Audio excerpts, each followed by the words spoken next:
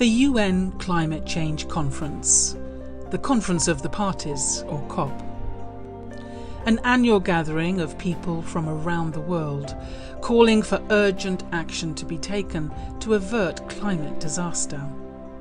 What's happening inside is all the governments meeting together to decide about the future of the planet. But what's happening outside is very interesting. There's tens of thousands of people marching for climate justice and a change of policy so that people begin to understand that there are very positive steps we can take to make a change. The call to action is becoming ever more urgent. Rising sea levels and flooding are becoming more widespread and more severe. Rising temperatures are breaking records the world over, leading to more drought and more wildfires. Deforestation is creating a loss of biodiversity, with many species being pushed to the brink of extinction. It's time to take action. Resilience has to do very much with the inner being, because if I'm strong, I can withstand whatever it is that's happening around me, whether it's politics or nature or human beings that are creating problems. For many years now, a different approach has been quietly gathering momentum, one that sees bringing about change in the outer world by undergoing an inner transformation. Over the last couple of years, what we've seen is that there has been a shift of consciousness generally because of the pandemic. And I'm seeing that more people are turning inwards. The two most Googled words were prayer and God in the last 18 months. And Sister Jenti is the additional administrative head of the Brahma Kumaris, the largest spiritual organisation in the world to be led by women. For over a decade, Sister Jenti has been making a case for the link between climate change and our own inner consciousness. An inner shift which also brings about a change in behaviour and lifestyle. I'm seeing that that shift has also been happening over the last few years. We started talking about inner consciousness impacting climate and biodiversity many years ago. But it was a few years ago that UNESCO actually had as its banner, changing minds, not climate. So I was very pleased that that concept had reached places like UNESCO, but also other people too. Walking alongside Sister Jenti on her journey with consciousness and climate change are individuals within the Brahma Kumaris who likewise felt called to action. Sonja Olson is part of the team that runs the meditation centre in Copenhagen. She well remembers the moment when the idea for the Brahma Kumaris Environment Initiative was first conceived. There was going to be a big climate change conference in Copenhagen 2009, the COP15, and they were going to renew the Kyoto Protocol. So it had big headlines in the newspapers. Actually 2 years beforehand, they started to write about it in the news.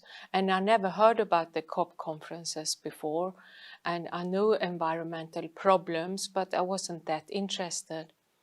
And then we heard about Obama coming to Copenhagen and all the ministers, the prime ministers was going to come.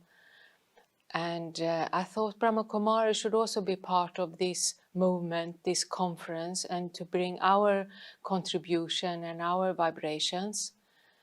For the past 25 years, Golok Puri has been one of the key players in making the Brahma Kumaris headquarters at Mount Abu in Rajasthan, India, fully reliant on renewable energy. Well, about 12 years ago, the climate conference took place in Copenhagen. And our Sonja, which runs the center in Copenhagen, they had the idea the Brahma Kumaris should participate there. And she sent me an email and invited me, why you not come and become part of that team in order to present our ideas at that climate conference. So I liked the idea very much, and then I joined the climate conference. We became all delegates, and we had a little stand, we had an exhibition. And at that time, people were looking a bit strange at us.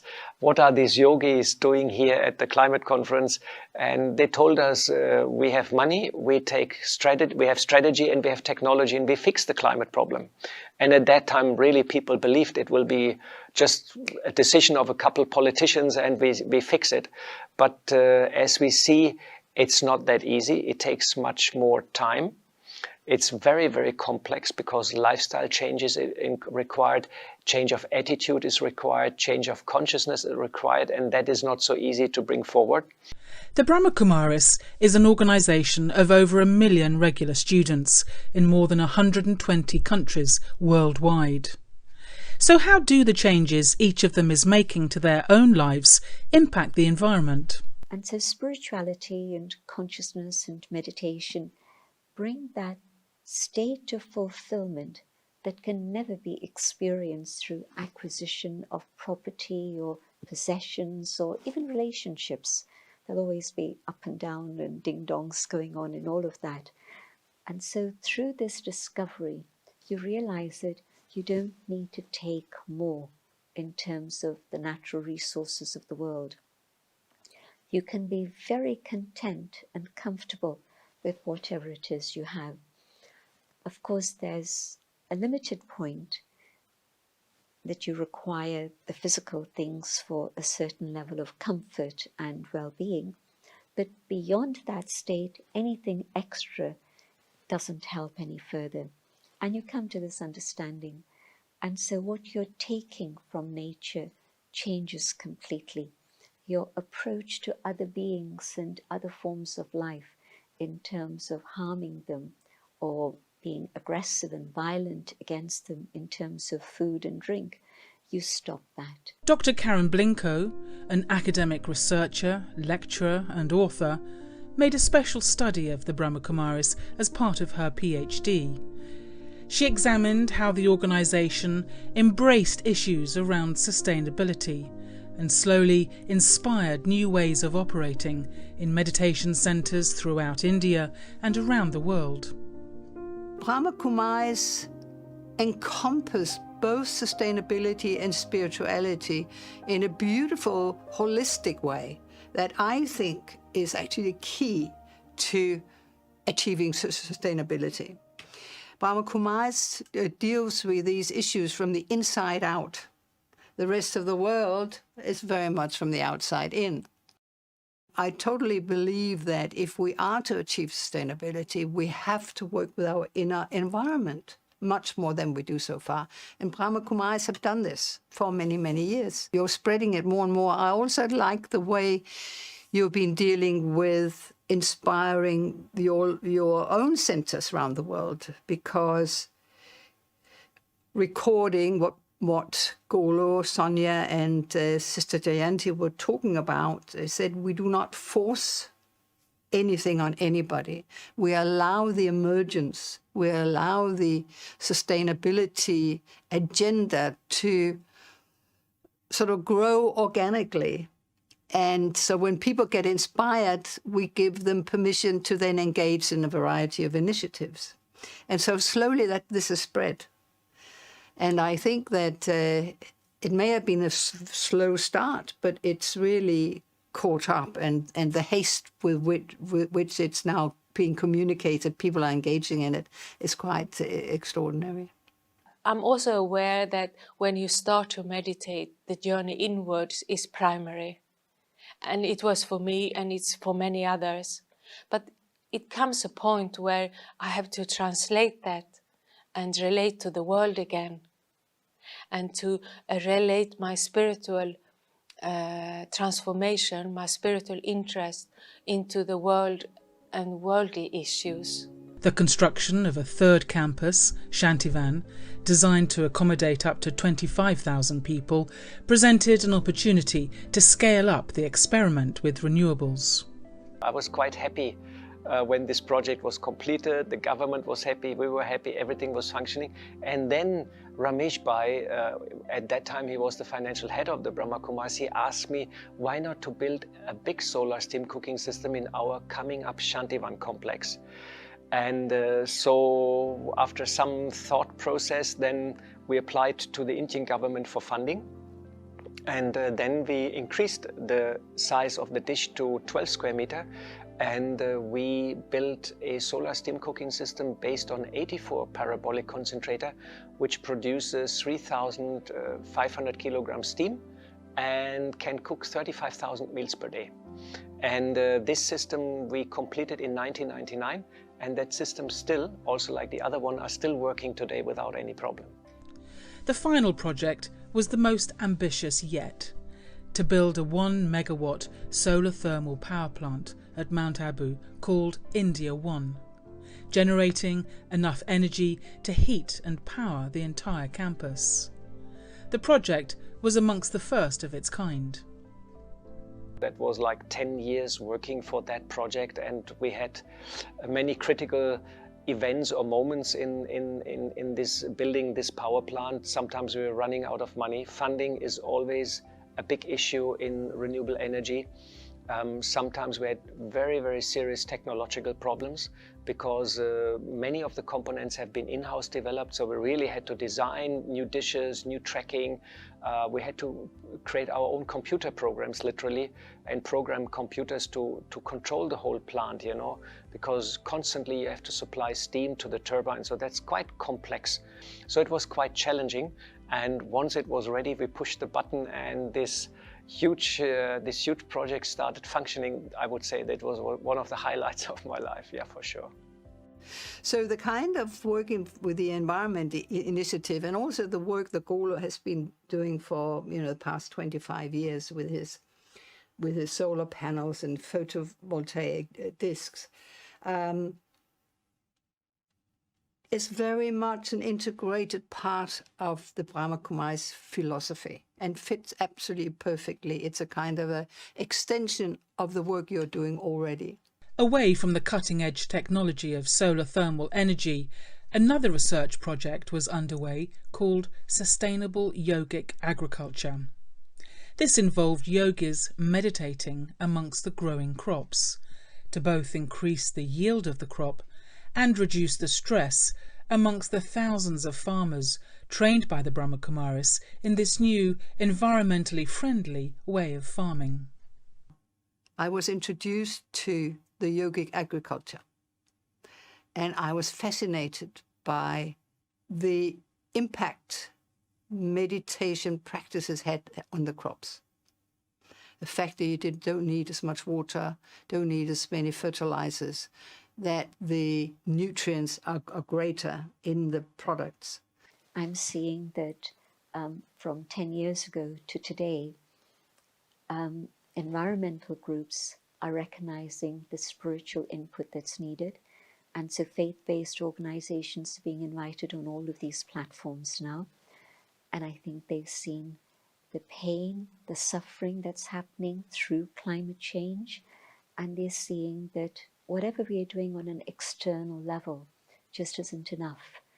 Things are not moving in the direction that they should. You take one step forward and it feels as if it's like 2 steps backwards. It's just not going as far and as fast as it should and could. Clearly, the outlook is an uncertain one.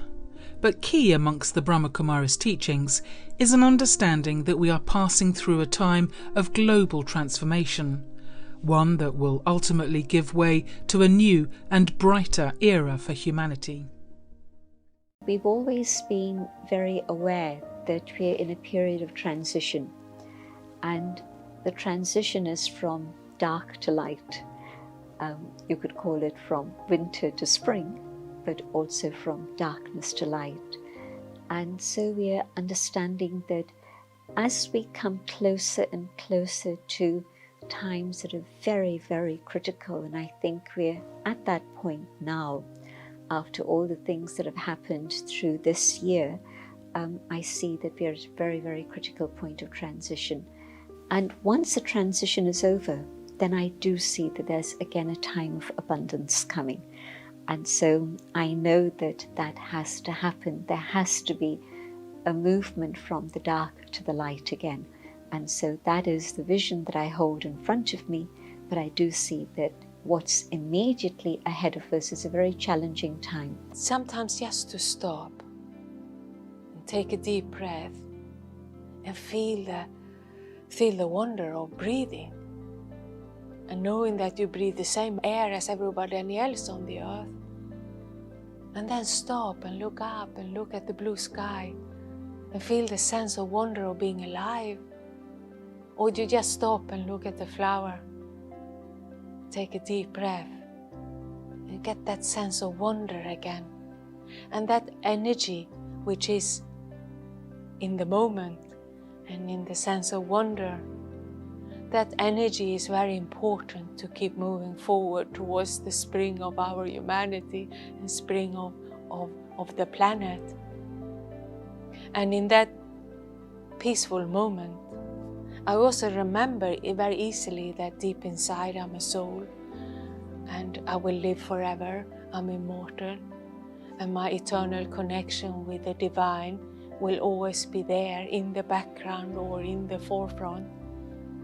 And that the global humanity is my family.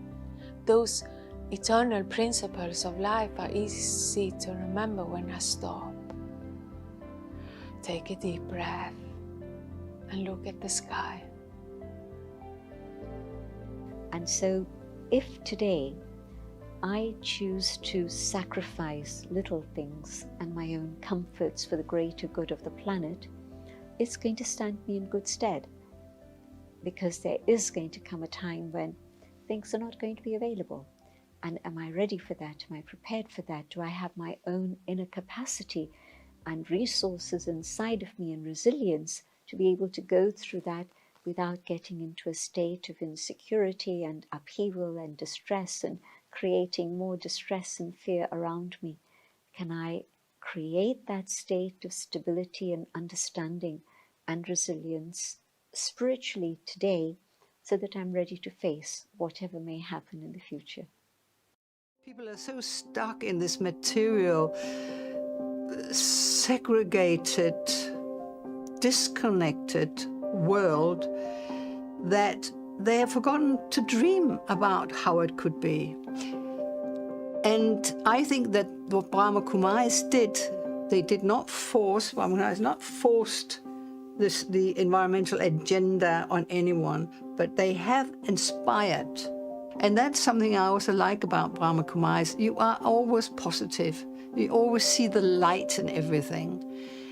You don't have to run around feeling bad about who you are and what you have done. Instead, you turn it around and say, okay, how can we move this forward and create something that's good for all of us? Our aim is to bring hope, to bring peace, and to bring love into the climate negotiation process, to make people understand it's not only about technology, about the mind, it's also about bringing in the heart and to bring in positive emotions into the process. We are one family, we have this one planet, and we all have to join hands to save it and to transform it and make it a better place. And our role of Brahma Kumaris may be to serve as an inspiration to this future pathway. So that's where I feel we can move forward to bring that feeling of empowerment back, the feeling of hope for the future. That no matter what will happen, kindness will matter, love will matter, peace will matter, on my own and together with others. But the answer, the solution, only when there's a shift of consciousness and you come back to a spiritual understanding, then you can bring about change. And so the vision that I have of a world which is a brighter future for all, a better future for all, only happens through a shift of consciousness.